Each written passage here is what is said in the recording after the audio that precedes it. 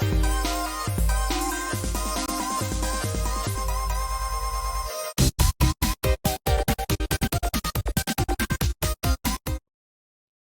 everybody, and welcome to Comics from the Future. I'm Andy. I'm Matt. We're here with Infinity Flux Comics out of Chattanooga, Tennessee, and this is our big show where we show you some of the biggest and best books that you can pre-order by this weekend. So head on over to infinityflux.net, get on there, get ready to place your pre-order so you're guaranteed to get the stuff that we're about to talk about. Now, a little extra note about this one, there is no Marvel on this week. Their scheduling through the holidays is pretty choppy. Yeah. So we're going to have some weeks with a ton of Marvel stuff that's going to be a couple of weeks worth, and then some weeks with none. So we're getting into that. There's no Marvel. We still got plenty of awesome stuff to show off this time. Some we've already read and we are already raving about. So let's get into it. We're going to start off with our featured comics.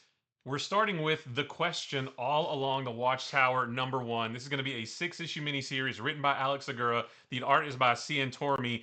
Andy and I got to read this earlier today. This book is awesome. Like, exceeded my already high expectations for it. This is so good. So we know that Renee Montoya was fired as commissioner from the Gotham City Police Department, and now she's kind of looking for her next place in the world, and that place is as the head of security on the new Justice League Watchtower that was established in the All-In Special. And she doesn't have much downtime before she's instantly thrown into a mystery, because we actually see there's a little bit of a flashback. We see Batman and Superman come to recruit her to have that position on the Watchtower, and they tell her why they need her, because they say that there's already somebody trying to get into the systems of the Watchtower, trying to breach the security, and they need her to figure out who it is, why they're doing it, how to stop them, that kind of thing. And then we get a nice few pages of Wonder Woman taking her around the Watchtower, just showing her this is the atrium, and she gets introduced. She has a team, and on Wednesday I read part of the solicitation that said her ad hoc support team, and I was like, oh, I wonder who that is. We see who it is in this. I'm so excited about it. Some characters that I really love that aren't really doing a whole lot else in some other books right now, but hopefully this will put them up into the spotlight. And it already gets into the action too. They already fight some other character who may or may not have anything to do with what's going on, and there is a much bigger mystery involved about who is trying to break into the Watchtower systems. And there's another mystery on the very last page as well that they're going to have to figure out. This book is awesome. The artwork is so good. Like I said, there's already some good action in the first issue. Renee Montoya her story is cool because she's like, she mentions at one point that all of this is way above my pay grade. This is not the kind of thing I'm used to dealing with.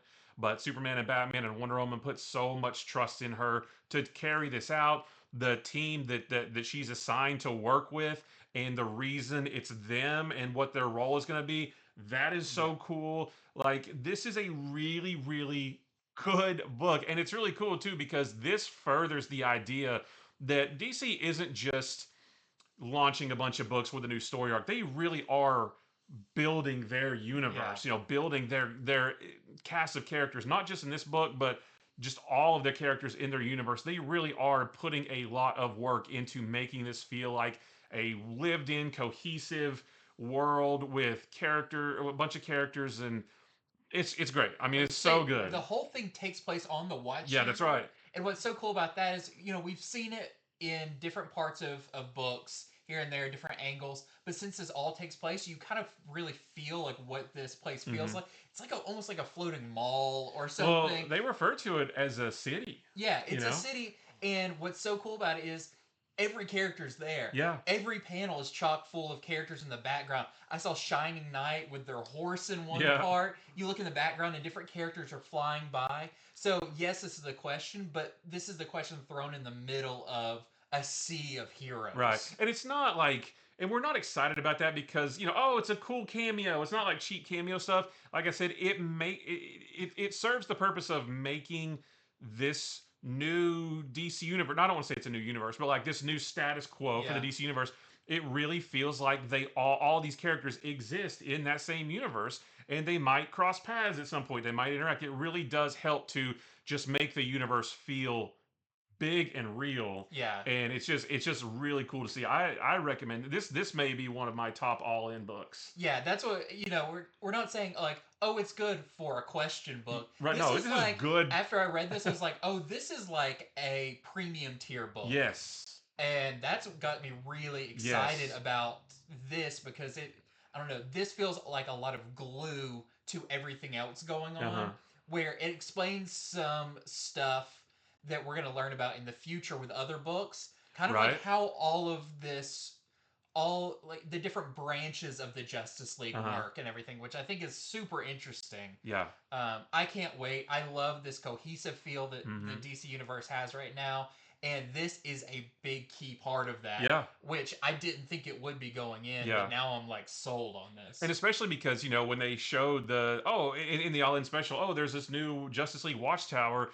That's really cool, and we've seen it a little bit in some other books. But if you're interested in that, this is the book to get because, like you said, this all takes place on the Watchtower. You see a whole bunch of different parts of it. Yeah. Yeah, like I said, I'm already saying this is one of my top all in books so far. Obviously I love the Superman one, Green Lantern's great, but like this is up there for sure. Mm-hmm. So I highly recommend this, even if you don't really know much about the question. This is still just an amazing read with a really cool story and a neat mystery that we're gonna like explore over the course of the series. Highly recommend this one for sure. So, with all that said, this is our A cover by C and Tormy. That's your interior artist. So, and this is maybe his best work I've seen so Yeah. far. Like the book is gorgeous. We've also got this Jorge Fornes variant, and then there is a Lucio Perillo variant. Also, I love all of those covers. Those are all Yeah. great. And she definitely has the like sheriff of the Yep. Uh Watchtower huh. feel. She has this kind of new look, and she has that gun you saw on her back, but it's like they talk about it like it has the ability to kind of like cage criminals, or Yeah. it. It's not just your typical shotgun. It No. maybe looks a little bit fancier than what's on the cover of that one, Yeah. but it's really cool. Highly recommend this book. Love it so much. Next up, one book that I haven't read yet, but I'm super excited about it. This is The Rocketfellers, and this is going to be by Peter J. Tomasi and art by Francis Manipool. And this one you may remember if you've read the Ghost Machine. It was just called Ghost Machine #1, but it Yeah, was or was it the like Ghost Machine 80 page something? Or yeah yeah, 80s it was page like a preview special. book. Yeah. But it had a little bit of Geiger, a little bit of Rook, a little bit Hmm. of Redcoat, and it had a little bit of Rocketfellers. So if you see, you've got Image, the overall branch, then you have Ghost Machine, which is an imprint within that, and then under that you have the Unnamed Universe, which is Geiger and Redcoat and all Junkyard the Joe. Junkyard Joe. You have whatever, I'm not sure what Rook's universe is called. I don't know that it has a name. It's But just its this own is a thing. whole separate thing. So this isn't connected to those books, but it's still under that Ghost Machine umbrella, which is overseen by Jeff Johns, Right. which is awesome. Hmm. Now, this one is I would say doesn't sound as dark as the Unnamed Universe. This one has that adventure feel, that family feel. Yeah, like I always think of it like science adventures. Science Like adventures. Yeah, a very Fantastic yeah, Four. Tom Strong, that kind of Yeah. thing. So in this, you have this family called the Rocketfellers, and they are kind of living in this picture perfect 25th century. But there's drawbacks from that, and it's that they've kind of drifted apart. I imagine they still live in the same house, all of that, but they all have their own stuff going on. I think the dad's a scientist or something like Yeah. that. But they're all into their work or into their school or everything going on there.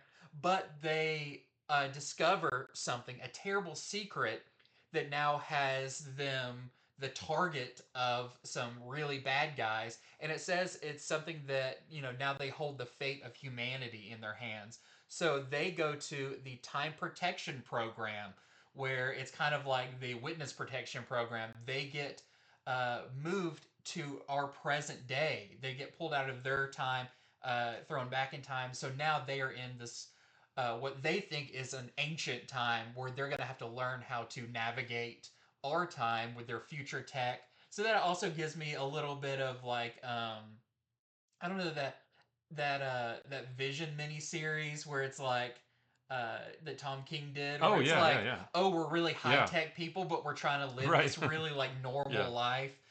So they've got a lot of their gadgets and everything, but they're still being hunted, and now they have to navigate, or all of humanity will perish. And from that, we saw like it's the mom, the dad, the kids, the grandparents. It's a whole really The fun. dog. The dog.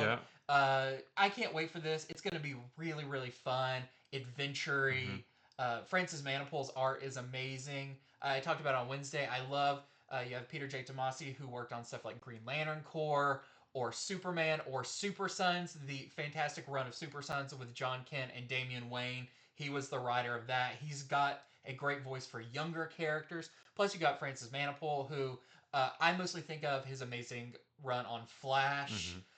But he's worked on so much stuff. Such a creative artist that brings, even he used to do the titles of Flash were within the scenery Oh of the yeah, that was scene. great. Just an incredible artist. Um, so yeah, definitely check this one out.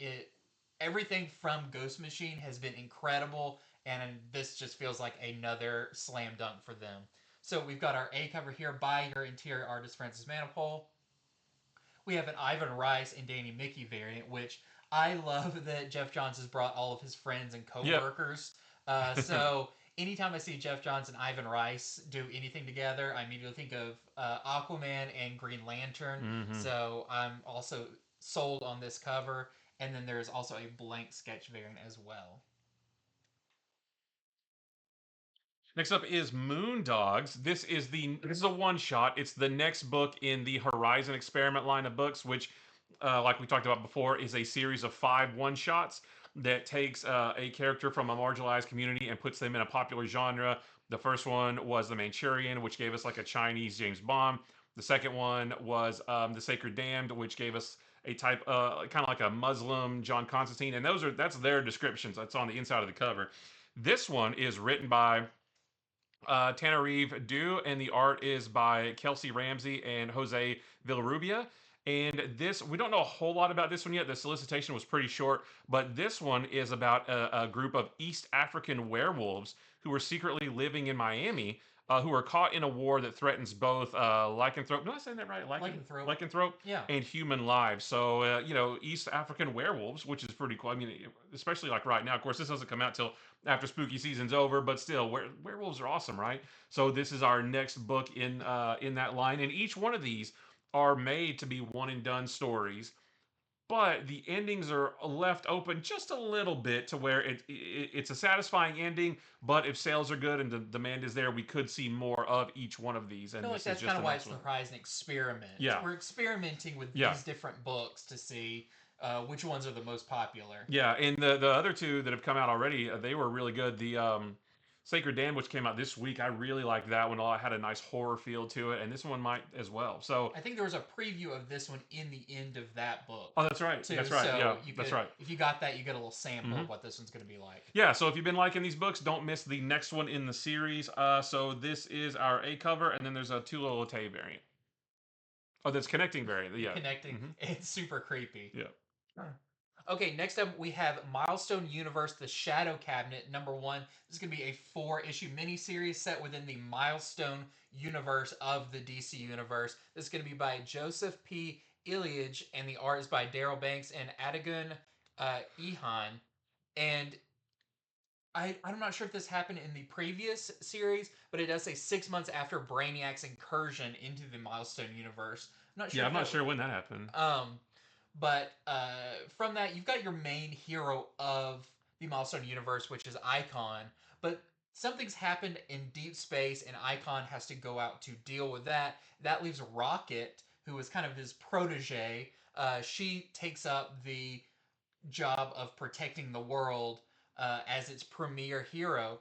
But she's not in that position long before she gets contacted by the mysterious Shadow Cabinet, and it is a group of seemingly superhero characters who have been protecting the world from the shadows. And but something happens. A nefarious villain steps up, and this may have to draw the Shadow Cabinet out of their shadows and reveal themselves if they're going to stop this villain. So what's also really cool about this is I got to check it out. I didn't get to read it, but I did kind of skim through it and read a few pages and everything. There are new characters in this. The Shadow Cabinet Oh. is made up of some new characters. Sounds very Illuminati from Marvel. Yeah, yeah, very much so that, and you'll have to see it, but some very cool designs for characters and seemingly new characters that they could go off and do more with Mm, later if they don't turn out to be super evil or right. something. So if you're a Milestone fan, this sounds like a great one to get into. The art looks awesome. The designs are really cool. So yeah, that is our Milestone universe, the Shadow Cabinet #1. We've got our A cover here. We have a Nicholas Draper Ivy. That is some of your new characters I on like there. that. The angel, the wing person. They're Yeah, really I cool. didn't write down their names because Yeah. I didn't want to risk like giving them Yeah. away. But yeah, very cool secondary characters. And then we have a Sean Gordon Murphy variant, which is awesome. And I Yeah. would love to see him take on like Hardware or something. So very cool one there.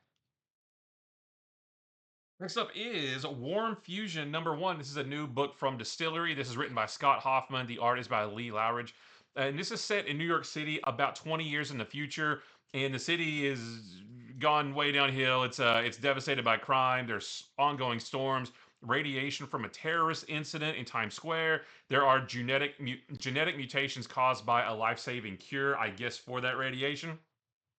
And this is about the person you see on the cover here, an escort named Vin Young. She decides to help find the killer or killers responsible for a series of murders that have torn through the city's brothels. And to help to find those killers, she's going to team up with the cop who is working the case. His name is Jared Hanover. And their investigation leads them to a big, huge biotech corporation that's launching a cellular metal called Warm Fusion, whose purpose is to replace your typical prosthetics. I don't know what it looks like yet, but I kind of think maybe like T1000, from the Terminator or something like that. But it goes even one step further to they run into a sociopathic scientist named Nicholas Fleischer and his monstrous alter ego, Mr. Barnaby, and the hideous monster he's been secretly creating. So that gives me kind of like maybe like Frankenstein vibes. Yeah. Like, is he creating a big monster out of this warm fusion? Is there going to be like a whole being made out of this? I don't know.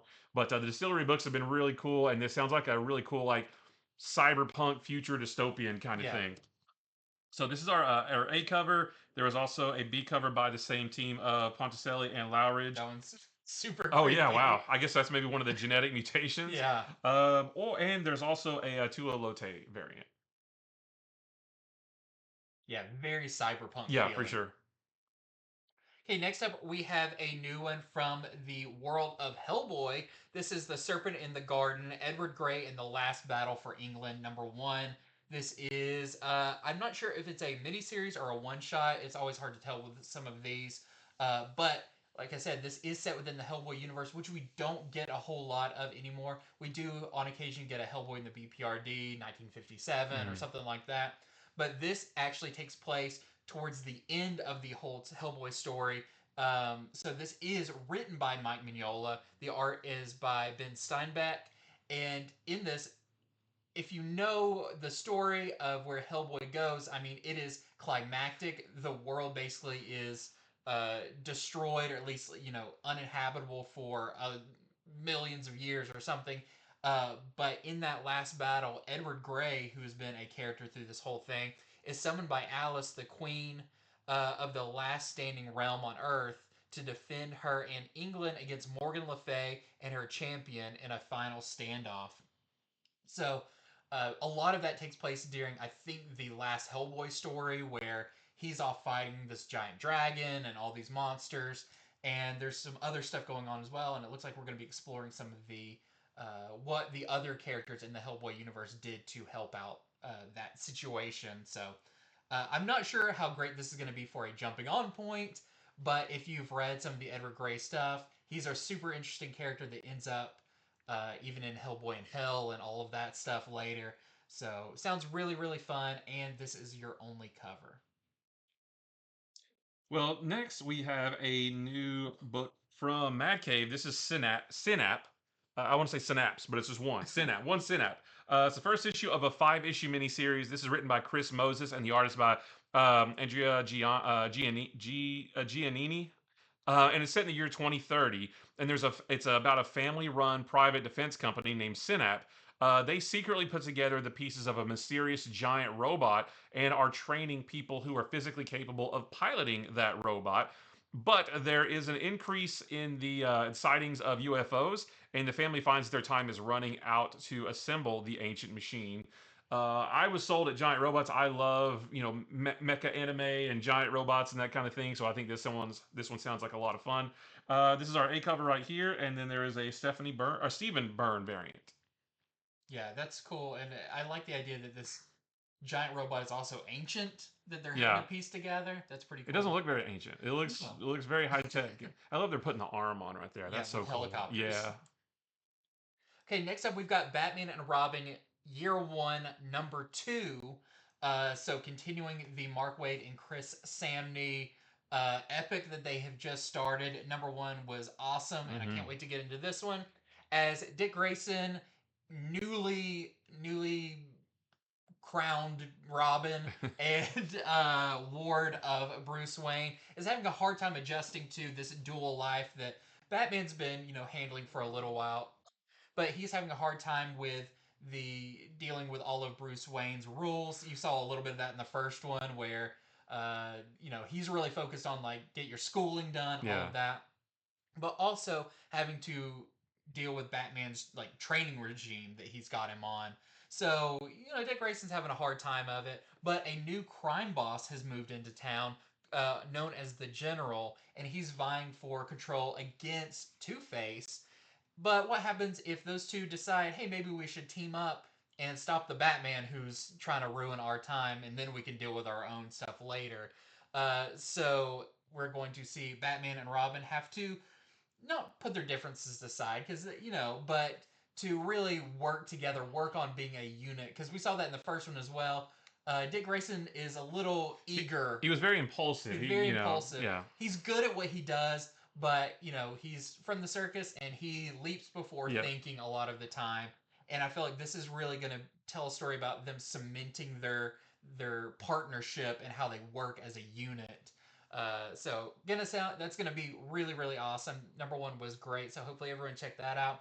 We've got our A cover here, and we also have this is our Kevin Nolan variant. We have a Dave Johnson variant. That one's really Yeah. cool. And then wanted to point out they are doing a noir edition of number one, like they're doing a noir edition of Absolute Batman, all of that. So this is going to be a really cool black and white version that really spotlights the art Yeah. of the book, and especially for Chris Samney, who has such bold shadows and heavy lines, everything. This is going to look great. So if you want to get the noir edition of number one, this is going to be really really cool. And every October, Chris Samney does Battober, where he does a Yeah, little black and white sketch of these something have been Batman related. Yeah, awesome. and he's been doing it this year, and it's awesome. So this is like a whole book of that. It's really cool. Next is Archie is Mr. Justice number one. This is obviously from Archie Comics. This is written by Tim Seeley, and the art is by Mike Norton, your creative team of Revival. The Compendium just came Yeah. out this week. It's really cool. So this is about Archie Andrews. He possesses super strength, super speed, invincibility, and an undying urge to do what's right for the world. So he is even more Superman than Superman. It sounds like. But his only weakness is his need to see the good in others, no matter how terrible they may be. That sounds like a cop out answer in an interview. Tell us your 3 weaknesses. Well, I care too much. I work too hard. Yeah, I spend too much time volunteering. Yeah, right. So, but so this is all centered in Riverdale, but Riverdale isn't really as welcoming as it once was. Mr. Lodge tried to turn it into a more modern luxury city instead, which pushed a lot of the families out and left a lot of the buildings empty. But so Archie's goal is to restore Riverdale to its former glory and to push it into the future. And in this first issue, we're going to learn how he became Mr. Justice from the perspective of Jughead. So, Oh. yeah. The Archie books are always really fun, and now we're getting a little bit of a superhero slant to it, so that should be really neat. So this is our A cover. We have a Francavilla cover, which Francavilla and Archie go together like peanut butter and jelly. So Yeah. great. And then there's a Matt Talbot cover also, which nice homage. I think every book has done an homage Oh, for sure, to yeah. Action Comics Hmm. #1, and they're always fun. Next up, we wanted to spotlight some of the upcoming DC Finest trade paperbacks they're putting out because these are so cool and they're collecting stuff that does not get collected very Yeah. often. Kind of your rarities. They were doing the DC showcases for a while. Those were great, but they're all in black and white. Yeah. These are in full color. Think of the Marvel Epic Yep. collections, and this is DC's version of that. And I want to start off with the DC Finest Aquaman King of Atlantis. And of course, I have to talk about this one because I love Aquaman. He's my favorite character, and I cannot wait for this. So this is going to not be the like first issue of Aquaman. This doesn't have more fun comics in it, but this is going to be when he really got rolling in the Silver Age. So it's going to have stuff like the first appearances of Aqualad, Mera, Topo the Octopus, some of those classic early stories that really establish more of his lore rather than just the kind of goofiness that the Golden Age Aquaman got into. But this stuff is great. You have got legendary creators Jack Miller, Otto Bender, and art by Ramona Fradon, which we just lost, I think, last year. Uh, Fantastic artist who had a huge impact on Aquaman and a bunch of characters, Nick Cardy and others. So if you've never read some of this classic Silver Age stuff, it is really, really good, and I feel like it's like required reading. You read comics like new stuff for a while, Yeah. and you should go back and see how the characters have evolved over time. It's always fun to learn the history and see where they came from, see what Yeah. they used to be like, how they used to be written, the style of storytelling Yeah. that they used to use back in the 50s and 60s. Like it's once once you read all the new stuff that you want, it's always a great time to go back and check out the older stuff. Yeah, and this is great for all ages. So this has stories from Adventure Comics, Action Comics, Detective Comics, World's Finest, Showcase, Superman's Girlfriend, Lois Lane, and 3 issues of Aquaman's own title as that got started. So just so much fun stuff here. I can't wait. We haven't got any of these DC Finest in yet. Not yet. The first one. Still waiting. I can't wait to see the format and the Mhm. printing and everything of these.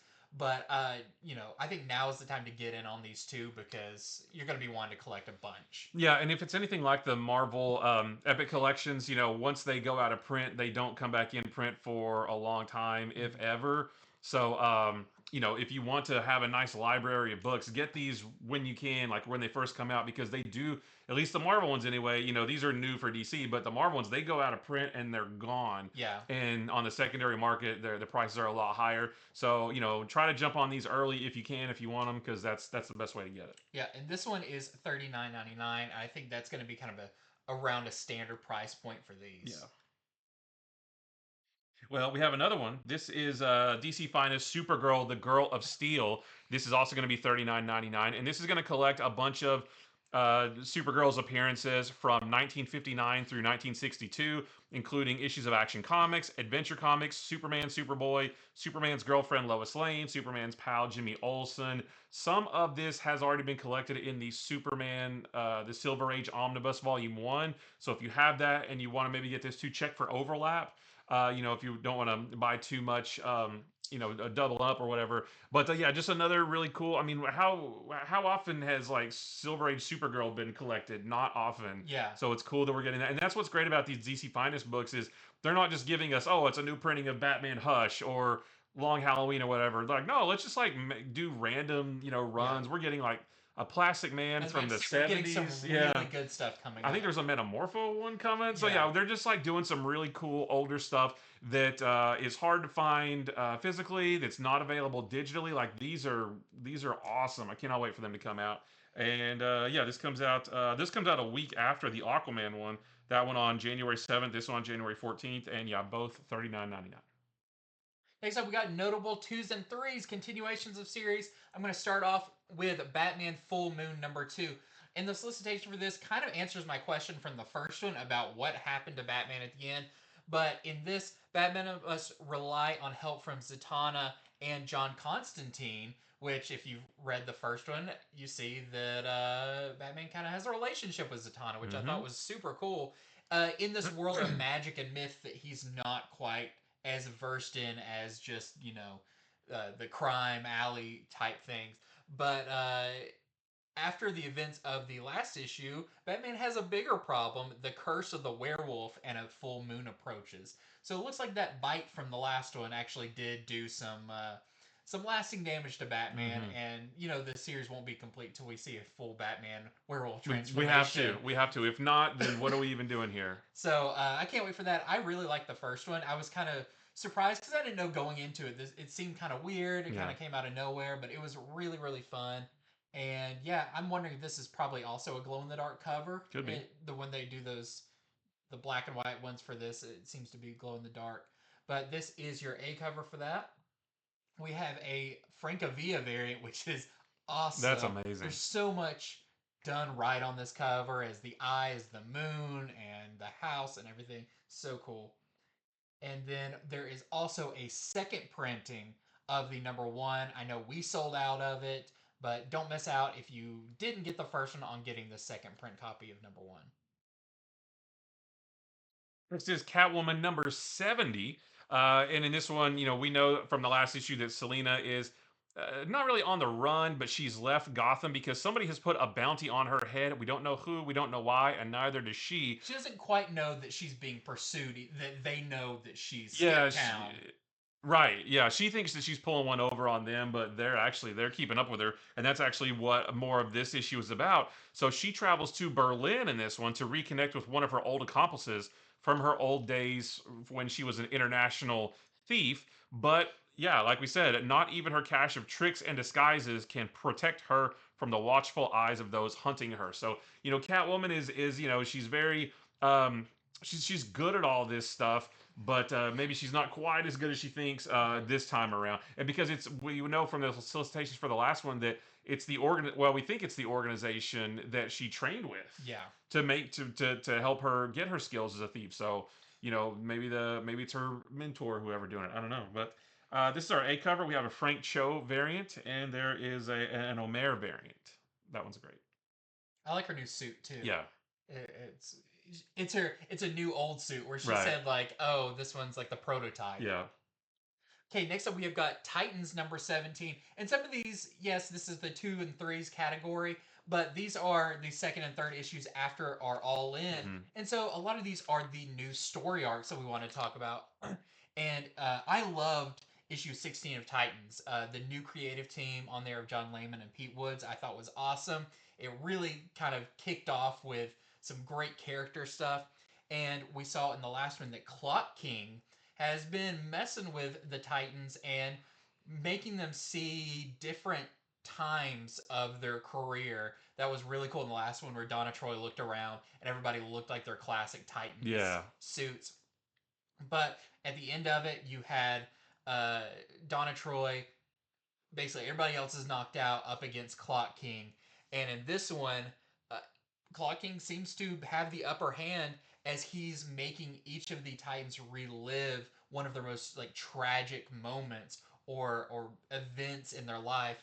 Even some really recent ones. I got to skim through this one as well, and you see some, for Beast Boy, he just went through a lot with Beast World. We're gonna revisit that and some other times that are pretty rough for the Titans, but there's also, I'm not going to give it away, but something happens at the end of this issue. I guess setting up either a long-term story or something that they'll deal with. I think they're dealing with it in the next issue, so it may not be a spoiler, but something that is very Titans related and going to be super super cool. As long as it's not Trigon. It is not Trigon. Okay, good. That's all. That's all I want to make sure. So nothing against Trigon. It's just they fight him a lot. They do fight Trigon a lot. A lot. Yeah. So this is your A cover by your interior artist. And I like his hat is on the clock right there. Yeah, that's super cool. We also have a Raza variant, and I like that Beast Boy is a little owl thing. We also have this really nice Edwin Gallman variant, which I love that Red Hood is back, and I love their. You mean? Arsenal. Arsenal. Yeah. I was thinking Red Arrow, and then well, I combined the two. So it's a Batman character and a Green Arrow character. And then we also have the McFarlane Toys variant with Deathstroke. So really, really cool in there. Next, we've got Wonder Woman number 15. This is the second part of this new story arc. So this is the kind of the big, well, I say second part. Maybe it's kind of like the first, but this is the beginning of the end of the Sovereign storyline. We know that that's going to wrap up in issue number 19, and that all gets started right here. Last issue, we saw the death of Steve Trevor and also the birth of Trinity.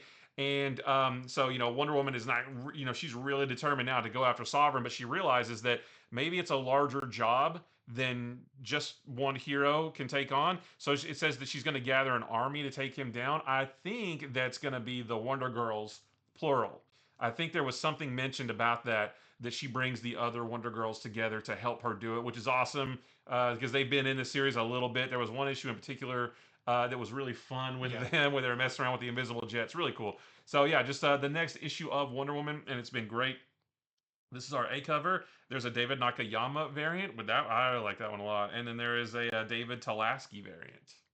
Yeah, I also sampled this book, and this has probably some of the coolest action scenes in it. Really with the Wonder Girls in it. nice, because there was that one issue where she fought like her entire rogues gallery in the Capitol. Yeah, And they were knocking over the Washington Monument and all that stuff. Like that was awesome. yeah. This one has each member has a really cool moment Okay, in it. okay. Plus, a pretty, I don't want to say like shocking final page, but the status quo of Wonder Woman this is really interesting. Nice. So yeah, this series is so good. It's really Hopefully good. Everyone's reading it. Mm-hmm.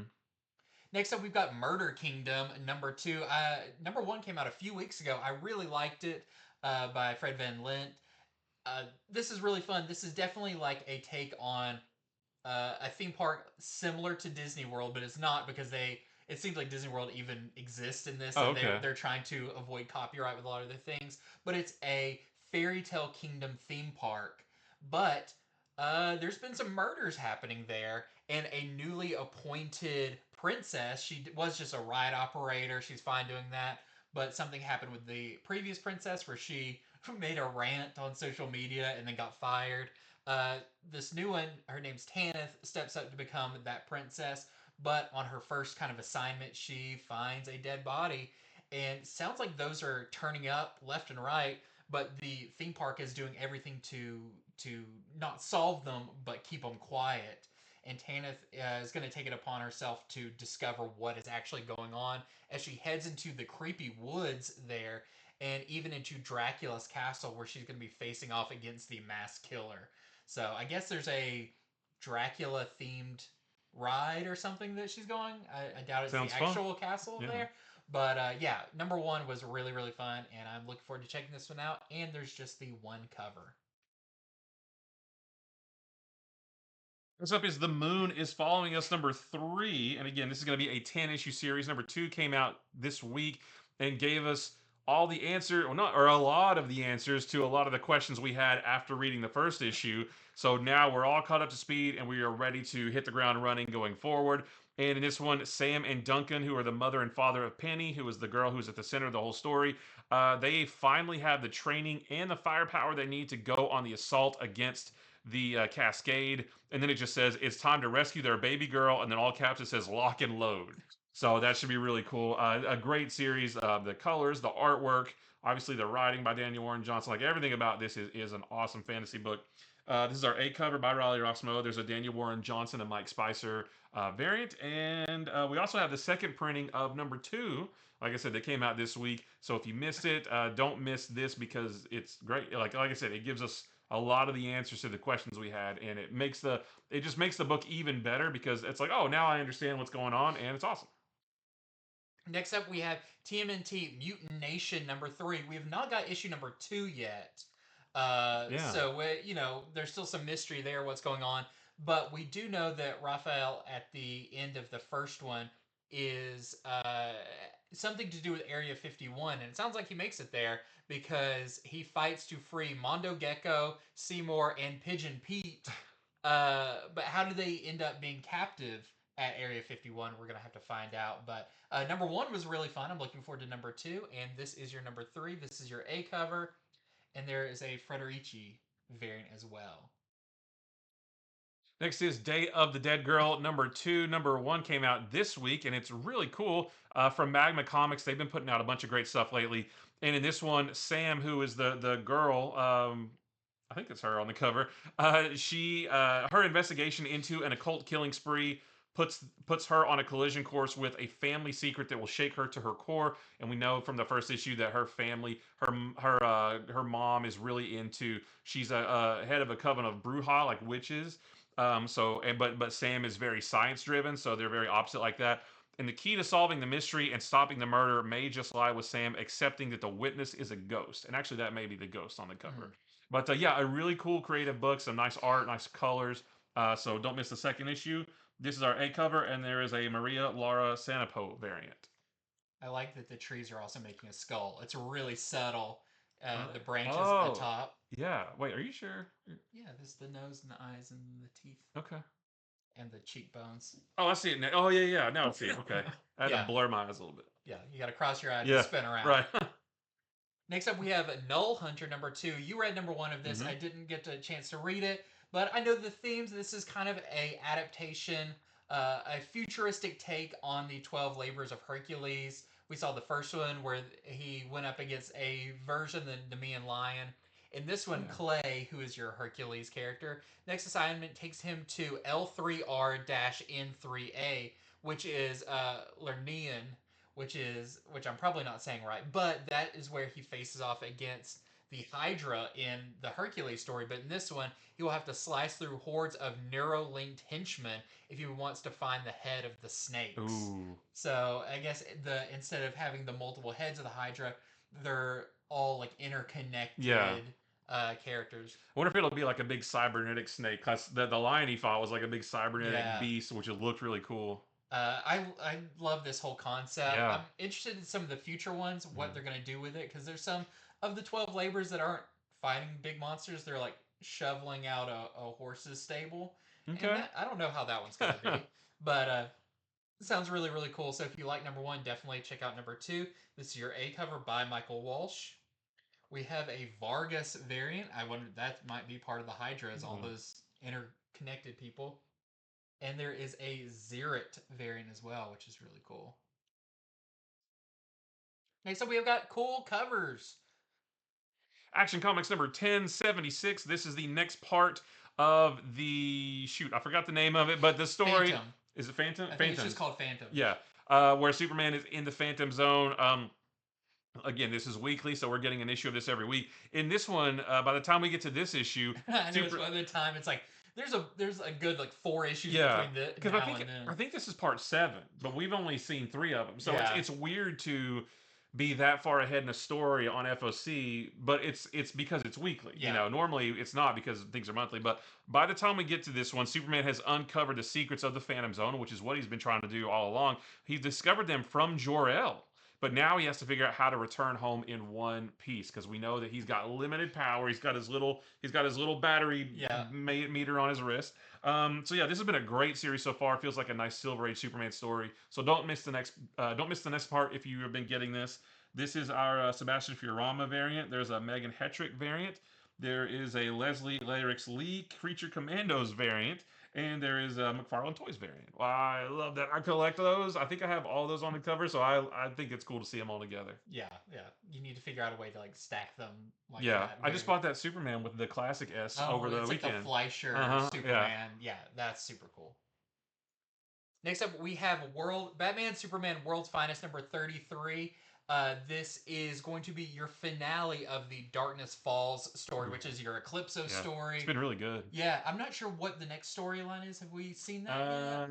Wasn't it the one with Aquaman? Yes. Yeah, that's going to be awesome. So this is your Adrian Gutierrez variant. That's your interior artist too. Yeah. So it looks great. We've got our Carlos Deanda Creature Commandos variant, which I am getting so excited for this show. And we have a McFarlane Toys variant with one of the coolest designs of any character in years of the it's kind of the new composite Superman. Yeah. Of course they had to use this one for Batman Superman World's Finest because that's where he showed up. This one is Batman the Brave and the Bold, number 19, just continuing the series of anthology stories centered around Batman. The first one sounds really fun, and it kind of relates to this cover. Wonder Woman's lasso is stolen, and she goes to Plastic Man for help getting it back because he used to be a thief himself. There's a story about Mr. Zaz escaping from Arkham and targeting victims who previously got away from him. And there's a story where Batman teams up with an unlikely ally for a supernatural trip through some of Gotham's darkest shadows. I wonder who that might be. I mean, it seems like, Constantine or Zatanna would be obvious. So who's the unlikely ally that could do that? So we want to show you this Riley Rossmo variant. I love that so much. There is also the McFarlane Toys variant with, I don't know what that Batman is. It's the I like to think it's Batman and Sabanur 66. Or no, Zurinaw. Zurinaw. I said It's Apocalypse. Apocalypse. Yeah. His real name. Zurinaw, yeah, 66. Next up, we've got Gieger, issue number 8. I mean, this fantastic series, and this one, I feel like the solicitation for it was the one for the previous issue. But when that came out, even the variant cover had him like mowing the yard and Yeah. all that. But that didn't happen in that issue. But Okay. it sounds like it's happening in this issue. Okay, weird. So maybe there was a little mess up there. Yeah. But in this one, they come across a town that seems like it's regained pretty much everything since the war and is now kind of an idyllic suburb and everything. But things are going to get messy when the knights from the Camelot Casino come to town looking for Gieger. We saw a few of them in the last one, and yeah, they are no good. So this is your Derek Chew variant, which that one is really cool. And we have a Cola Pietro variant as well. And next up, we got graphic novels and more. Ain't No Grave, the trade paperback. I've been excited about this one because I was waiting for this. I didn't buy the singles, I read them, but I've been waiting to have it in one collection. Scotty Young, Jorge Corona, they are a wonderful team together. This is going to be $16.99 and collects the entire 5-issue Ain't No Grave series, and this is going to be a beautiful book. Yep. Next up, this is really fun. This is Flash Gordon Adventures. This is going to be a collection. It's coming out in hardcover and paperback at the same time. Interesting. One is only like $7.99. The other one's like $14.99, something like that. But if you know the team of Art and Franco, they did All Yeah Comics. They did Tiny Titans. They did Itty Bitty Hellboy. Great guys. I met them when you're in Chicago, and just super fun. This time they are taking the Flash Gordon characters and adapting them for all ages. So you're going to have, of course, Flash Gordon. You're going to have Dale. You're going to have the evil Ming the Merciless. And it's going to, I guess kind of introduce a new age and crowd to the Flash Gordon universe in a really fun way. Nice. So yeah, this is the trade paperback is $7.99, so super cheap as well. This is Stormwatch: The Road to the Authority Compendium, and this sounds really cool. So it's going to be $59.99, and this is going to collect Stormwatch Volume 1, 37 through 50, Stormwatch Volume 2, 1 through 11, and then the Stormwatch Preview. And that, if you got the Authority trade paperback, or I think maybe I don't know if there's a hardcover, but this should butt up nicely with that. I don't know much about the Authority, but I got that trade, because when it was announced they were in the DCU, I wanted to learn more about them. I haven't read it yet, and I'm glad because I'm going to get this, read it first, and just read it all the way through and learn as much as I can about it. But this doesn't start with the original. There was the original like Wildstorm series, yeah, right? Well, this is that series, but it's much later in it. Okay. Yeah. So it gets through a lot of that early stuff. Yeah, because Stormwatch number 1 was like early '90s or whatever, and there may have been some delays. So this is that first series, but just issue 37 and beyond. Okay. Yeah. Yeah, this is gonna be really cool though. Yeah. I'm excited about that. And this one's gonna be $59.99. And that is it for Comics from the Future. Like we said, there's no Marvel this week. I believe there is Marvel next week, and we're gonna just have to play it by ear, week by week, to see if they're there or not. And there's going to be some weeks where like you said, there's going to be double Marvel, and there's going to be some weeks where we're ordering Marvel like 6, 7, 8 weeks in advance, and it's just because of the time of year, holidays, all that kind of stuff. The end of the year is always a little bit of a crazy time for shipments and orders and that kind of thing, just because of all the holidays. Yeah, we got a schedule that was like lining up. Like this week you're ordering 2 weeks worth. This week you're ordering 3 weeks worth. So we will try to communicate when that is relevant to one of these episodes. But this week still had plenty of stuff to go over. So don't miss out. Head over to infinityflux.net and place your pre-orders right now so you don't miss out on any of these. For sure, check out The Question.